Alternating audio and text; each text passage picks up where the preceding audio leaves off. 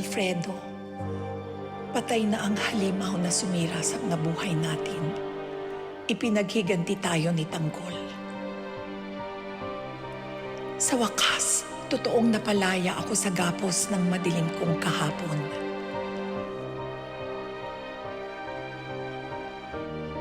Kung sana lang ay nandito ka pa. Pagkasama sana nating ipinagdiriwang ang kalayaan na ito.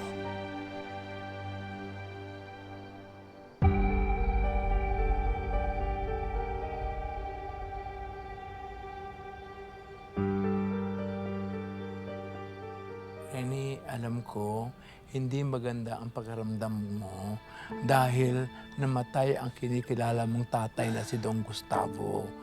Alam kong hindi maganda sa pakiramdam ang mamatayan ng isang ama. Frenny, noon, buong buhay ko ang iniisip ko na ang makakapagbuo sa pagkatao ko ay kapag nakilala ko ng tunay kong ama. Eh, alam mo naman ang pinagdaanan ni Tinding diyan, hindi ba? Kaya nga eh. Ngayon, naiintindihan ko ng lahat. Masaya ako na nalaman ko kung sino ang totoo kong ama.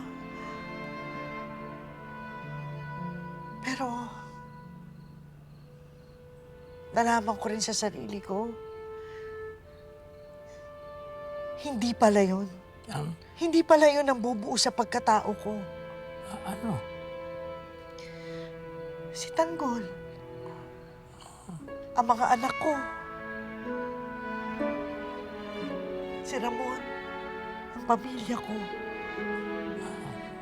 Yun. Yun ang bumubuo sa pagkatao ko.